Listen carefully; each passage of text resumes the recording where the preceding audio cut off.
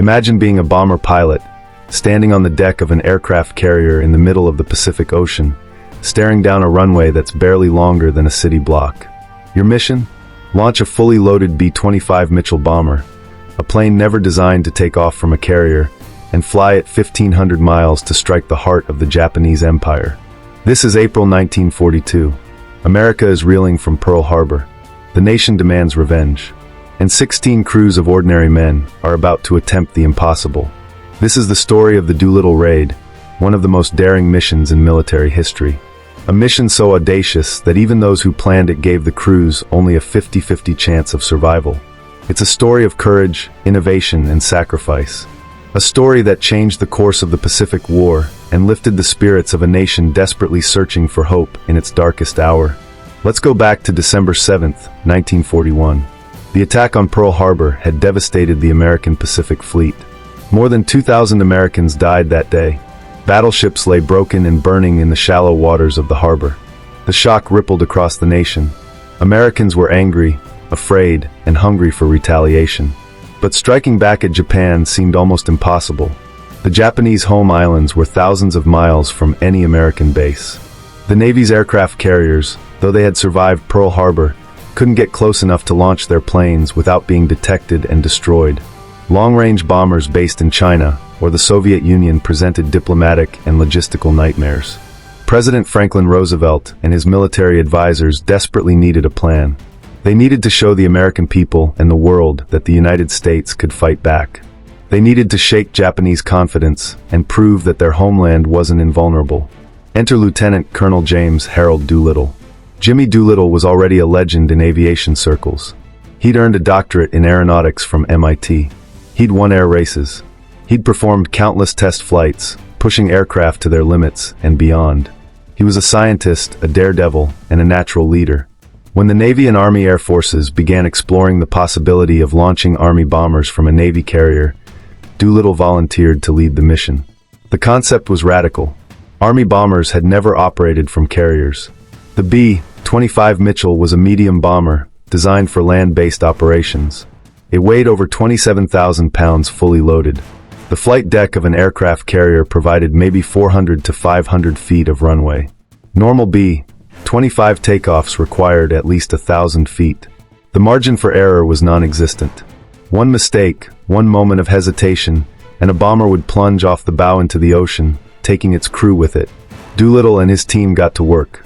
They stripped the bombers of every ounce of unnecessary weight. They removed the lower gun turret. They installed additional fuel tanks in every available space, including the crawlway and bomb bay. They replaced the heavy Norden bomb sight with a makeshift device that cost about 20 cents. Every modification was about extending range and reducing weight. The crews would need every drop of fuel and every fraction of lift they could get. Selecting the crews was equally critical. Doolittle needed volunteers, men who understood the risks and were willing to take them anyway. He needed experienced pilots, navigators, bombardiers, and gunners. He addressed a group of B-25 crews and laid it out plainly. The mission would be extremely hazardous. He couldn't tell them the target yet. Some might not come back. Every single man volunteered. The training began at Eglin Field in Florida. The crews practiced short takeoffs again and again. They had to get the B-25 airborne in less than 500 feet while carrying a full combat load. It was terrifying at first. Pilots gunned the engines to maximum power, held the brakes until the aircraft shook, then released and roared down the runway. The bombers lifted off with only feet to spare, clawing for altitude. But practice made them better. They learned to trust their aircraft and their skills. While the air crews trained, the Navy prepared the carrier. The USS Hornet, one of the newest carriers in the fleet, was chosen for the mission. On April 2, 1942, 16 B-25 Mitchell bombers were loaded onto the Hornet at Naval Air Station Alameda in California. The sight was stunning and strange. Army bombers, painted in olive drab and neutral gray, crowded the flight deck. There was no room for the Hornet's own aircraft. They'd been stowed below or transferred to the USS Enterprise, which would accompany the Hornet as escort. The Hornet set sail on April 2nd. The crews still didn't know their final destination. Speculation ran wild. Some thought they were heading to reinforce the Philippines. Others guessed they'd bomb Japanese positions in the Pacific. Doolittle finally gathered the crews and revealed the truth. Their target was Tokyo. The reaction was a mix of shock, excitement, and grim determination. Tokyo, the capital of the Japanese Empire, the home of the emperor. Hitting Tokyo would be a psychological blow unlike anything else. The plan called for the task force to sail to within 400 miles of Japan, launch the bombers at dusk, strike Tokyo and other cities at night, then fly onto land at airfields in China. The nationalist Chinese forces, America's allies, would provide recovery bases. It was a one-way trip for the bombers. They'd never return to the Hornet. There was no way to land a B-25 on a carrier deck. The crews accepted this. They'd ditch or bail out over China and hope for the best. As the Hornet and Enterprise steamed west across the Pacific, the crews continued their preparations. They studied maps and target photographs. They practiced navigation and bomb runs. They checked and rechecked their aircraft. The ships maintained strict radio silence. They zigzagged to avoid enemy submarines. Every sailor and airman knew the stakes. If the Japanese discovered the task force before the launch, the mission would fail. The carriers might be lost. The crews would never get their chance. On the morning of April 18th, the task force was still about 650 miles from Japan, further than planned. A Japanese picket boat spotted the American ships. The cruiser USS Nashville sank the picket boat, but the damage was done. The Japanese now knew something was out there. Admiral William Halsey, commanding the task force, made the call. Launch the bombers immediately. It was around 8 in the morning, not the planned dusk departure. The crews scrambled. The sea was rough. The Hornet pitched and rolled in heavy swells. Wind and spray lashed the deck. The bombers were spotted, lined up nose to tail. The first aircraft, piloted by Doolittle himself, had only about 467 feet of deck. The deck crews marked a line showing where the pilot's left wheel should track for takeoff. Any deviation, and the bomber's right wing would strike the carrier's island superstructure. Doolittle climbed into his bomber. His crew settled into their positions. The engines roared to life. A Navy launch officer crouched at the bow, watching the Hornets rise and fall. He would signal the precise moment to release the brakes when the ship's bow started upward, giving the bomber a slight boost. Doolittle held the brakes. The B-25 shook and strained. The launch officer's flag dropped. Doolittle released. The bomber thundered forward, accelerating, wheels pounding the deck. The bow of the Hornet dipped, then rose. Doolittle pulled back. The B-25 lifted, dropped slightly as it cleared the deck, then climbed. He was airborne. The first bomber was away. One by one, the other 15 B-25s followed. Each takeoff was a heart-stopping moment. The pilots held their nerves. The bombers staggered into the air. Every single aircraft made it off the deck. It was a remarkable achievement. The crews circled briefly, then turned toward Japan. There was no turning back now. The flight to Japan took about 4 hours. The bombers flew low over the water to avoid detection. The crews stayed alert, scanning for enemy fighters and ships. As they approached the Japanese coast, they spread out, heading for their assigned targets. Doolittle's group aimed for Tokyo. Other crews targeted Yokohama, Nagoya, Kobe, and Osaka. They came in low and fast. The Japanese were caught completely off guard. Air raid sirens didn't sound until the bombers were overhead. Some Japanese civilians, seeing the low-flying aircraft, actually waved, thinking they were part of a training exercise. The bombers dropped their payloads, a mix of high-explosive and incendiary bombs.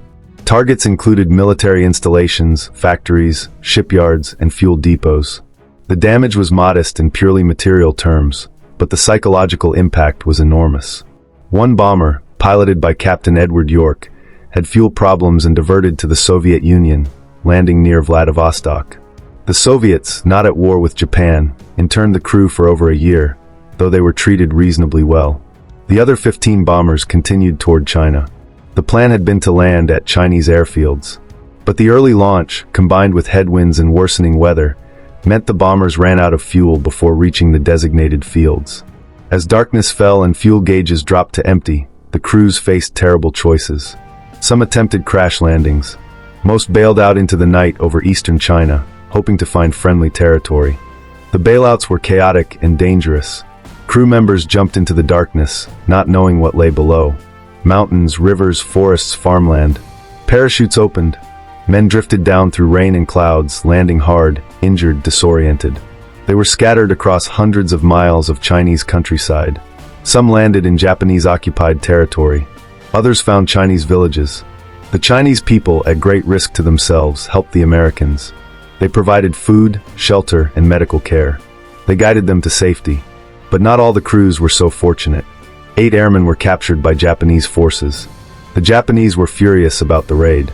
They subjected the prisoners to harsh interrogation and torture. In a mockery of justice, the Japanese held a trial. All 8 were sentenced to death. International pressure led the Japanese to commute 5 sentences to life imprisonment. 3 men, Lieutenants Dean Hallmark and William Farrow, and Sergeant Harold Spatz, were executed by firing squad on October 15, 1942. They showed incredible courage to the end. Another prisoner, Lieutenant Robert Meader, died of disease and malnutrition in captivity. The remaining 4 survived brutal conditions in Japanese prison camps until the war's end. Of the 80 men who flew the mission, 77 survived the raid itself, though 3 died in the crash landings or bailouts. The loss of life was painful, but Doolittle and most of his crews eventually made it back to American lines, helped by Chinese civilians and guerrilla fighters. Doolittle himself initially believed the mission was a failure. He'd lost all 16 aircraft. Men had died or been captured. He expected a court-martial. Instead, he returned home to a hero's welcome. President Roosevelt awarded him the Medal of Honor. He was promoted 2 ranks, from lieutenant colonel to brigadier general, skipping colonel entirely. The other crew members received distinguished flying crosses. The mission was hailed as a triumph. Why? Because the Doolittle Raid accomplished something far more important than the physical damage inflicted.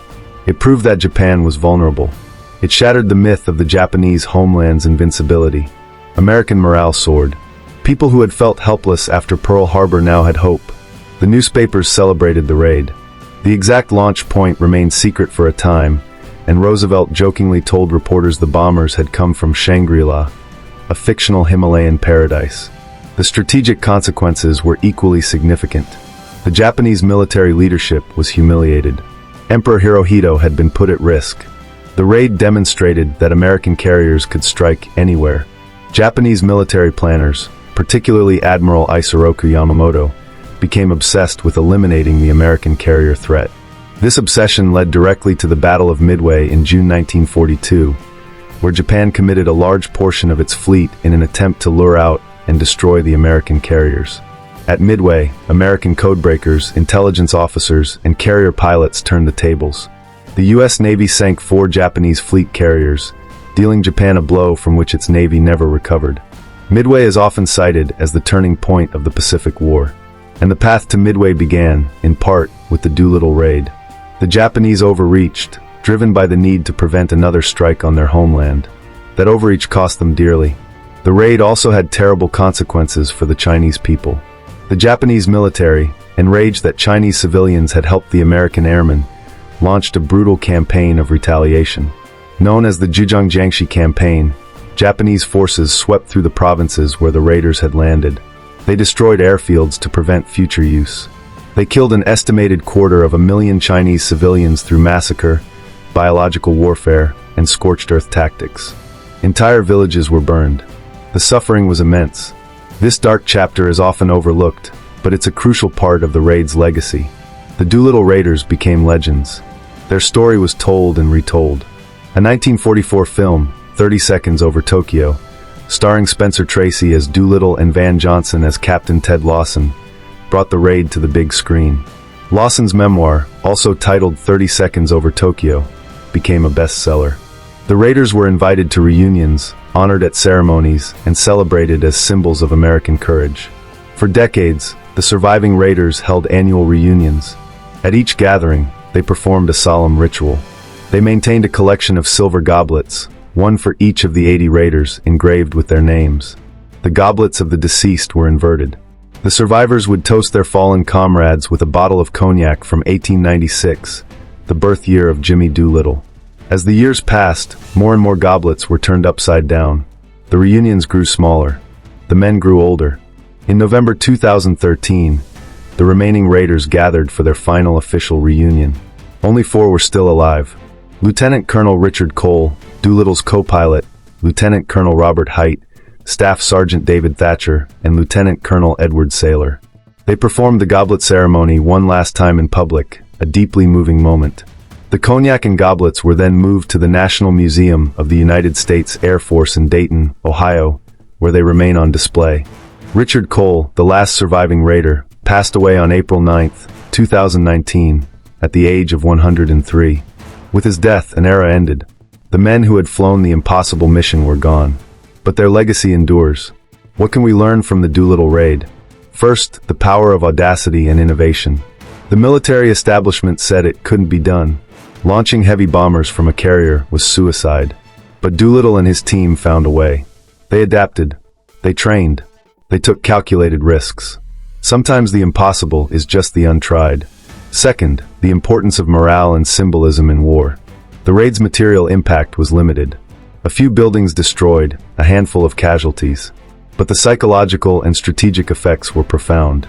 Nations at war need hope. They need to believe they can win. The Doolittle Raid gave Americans that hope when they needed it most. Third, the human cost of war. The raid's success came at a price. 3 raiders died in the mission. 3 more were executed. 1 died in captivity. Hundreds of thousands of Chinese civilians were murdered in retaliation.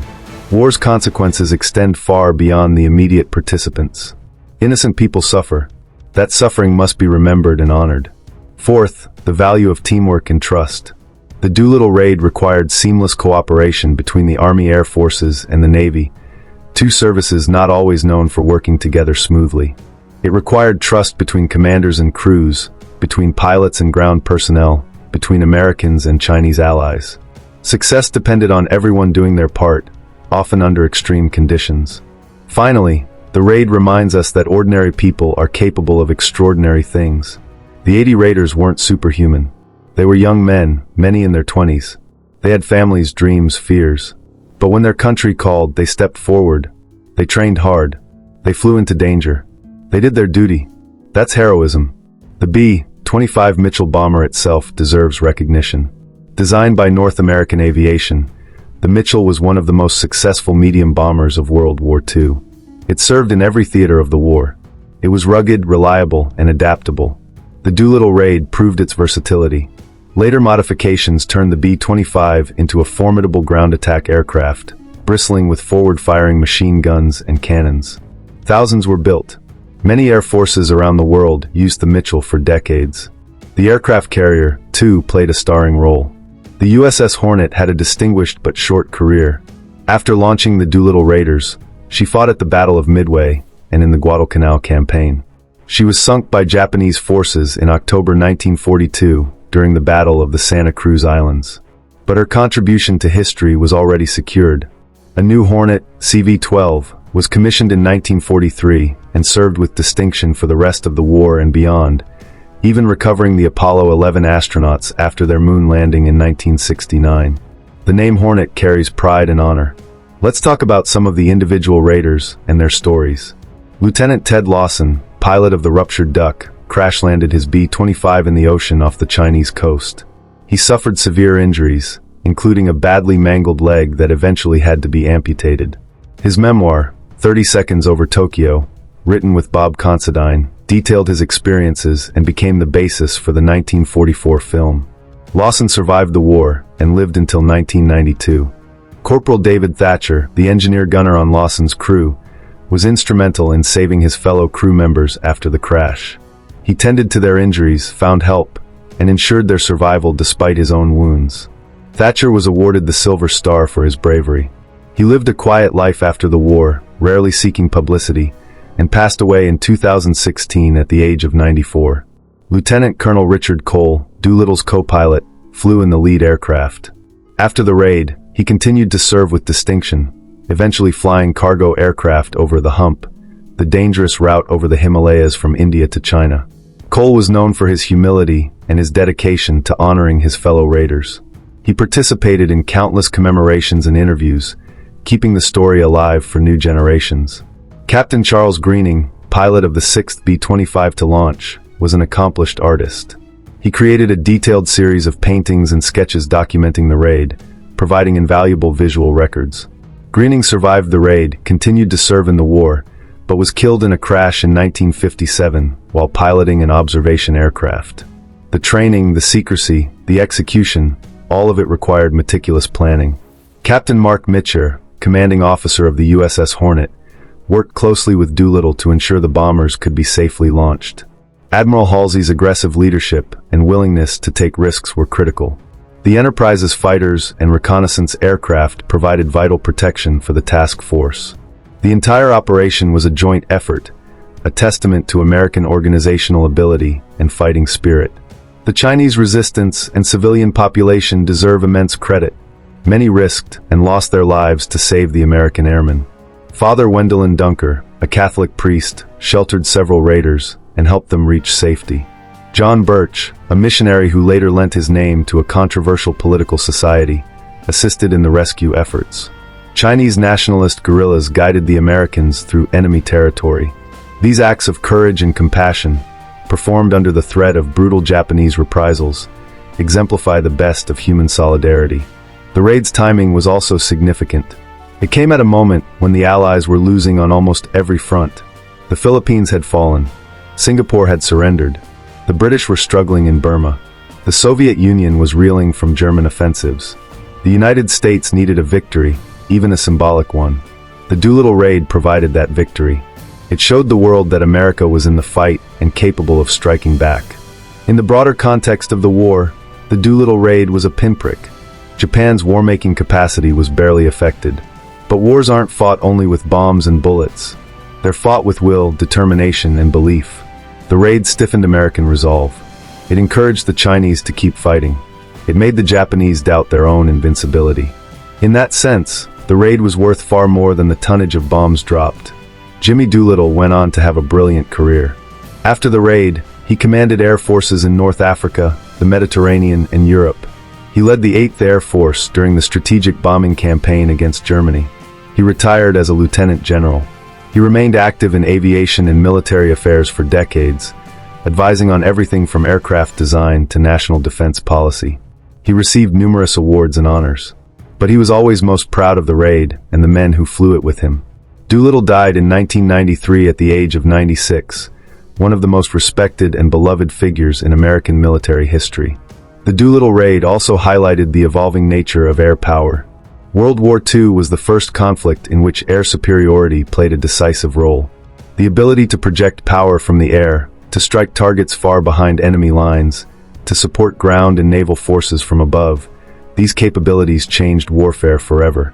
The raid was an early demonstration of strategic bombing, of using air power to attack an enemy's homeland and industrial base. It's worth reflecting on the courage required to volunteer for such a mission. The raiders knew the odds. They knew they might not come back. They knew their families might never learn what happened to them. And yet they went. This kind of selflessness, this willingness to sacrifice for a cause larger than oneself, is the foundation of military service. It's easy to celebrate in hindsight, but in the moment, it's terrifying and demanding. The raiders faced their fear and did their duty. That's the essence of heroism. The story of the Doolittle Raid has been preserved in books, films, documentaries, and museums. The National Museum of the United States Air Force in Dayton displays artifacts from the raid, including one of the original B-25s, carefully restored. The USS Hornet, now a museum ship in Alameda, California, honors the raid with exhibits and commemorations. These institutions ensure that future generations can learn about and appreciate this remarkable chapter in history. Educators use the Doolittle Raid to teach about World War II, about leadership, about innovation under pressure. It's a case study in military planning, in inter-service cooperation, in the ethics of war. Students analyze the decision-making process, the risks and rewards, the unintended consequences. The raid offers lessons that extend beyond military history into broader questions of strategy, morality, and human behavior. As we conclude, think again about those 16 bombers on the deck of the Hornet. Think about the young men inside them, their hearts pounding, their hands steady on the controls. Think about the moment of launch, the roar of engines, the spray of the sea, the terrifying freedom of flight. Think about the targets appearing below, the bombs falling away, the turn for home that wasn't really home, but a leap of faith into the unknown. Think about the Chinese villagers who opened their doors to strangers from across the ocean. Think about the prisoners who endured torture and death with dignity. Think about the families who waited and prayed and mourned. Think about the nation that watched and hoped and cheered. The Doolittle Raid was 80 men doing the impossible. It was 16 aircraft that should never have flown from a carrier deck. It was a mission that should have failed but didn't. It was a symbolic victory that changed the course of history. It was ordinary people rising to meet an extraordinary challenge. It was, in the truest sense, a defining moment. The legacy of the Doolittle Raid is not just in the history books. It's in the spirit of innovation and courage that continues to define the United States Armed Forces. It's in the understanding that when the stakes are highest, Americans will step forward. It's in the reminder that even in the darkest times, hope is possible. Victory is possible. Heroes are possible. As long as we remember the Doolittle Raiders, as long as we tell their story, as long as we honor their sacrifice and celebrate their achievement, their mission continues. They showed us what we're capable of when we refuse to accept defeat. They showed us that audacity and determination can overcome seemingly insurmountable obstacles. They showed us that 80 men, 16 bombers, and 1 aircraft carrier can change the world. So here's to the Doolittle Raiders.